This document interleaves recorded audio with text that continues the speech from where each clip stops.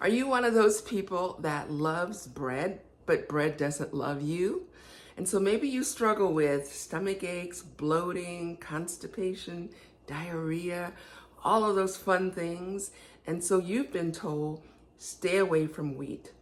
Well, more and more people are realizing that it could possibly be the way that the wheat is grown as well as prepared. Wheat naturally has protective enzymes that keep us from being able to digest it properly, as well as assimilate all the nutrients of the foods we're eating. And we can remedy that problem by soaking it. Soaking it, the grains, the flour, for a minimum of 7 hours. And then that process of baking can change everything. Have you discovered sourdough?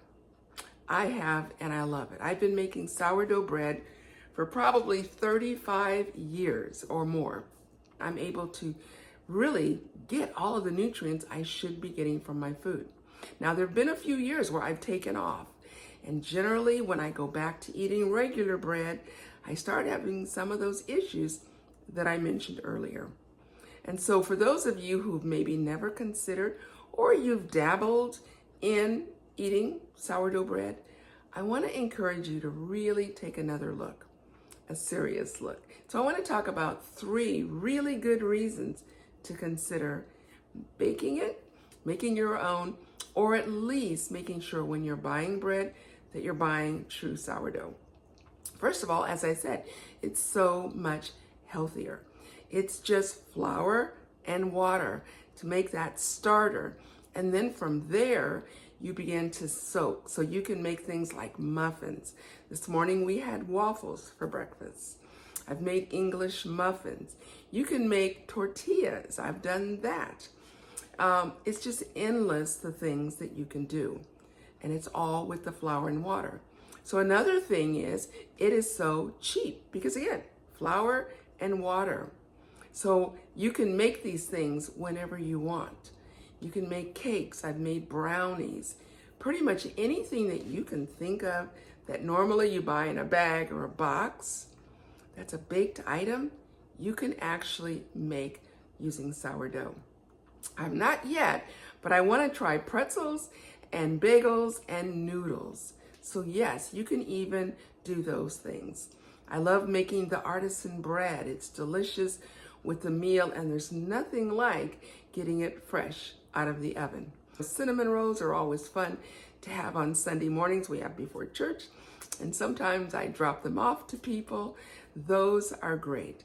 So again, all of these things are so, just so much healthier. And then the other thing is minimal processing. Because again, I'm soaking it, I'm making it, letting it rise and baking it, and that's it. But you go look at crackers and buying the packaged mixes of pancakes and muffins, you're gonna see a lot of things you can't even pronounce because again, it is overly processed. So they might be taking whole grains that are organic, that are, no extras on them, non-GMO, all the things.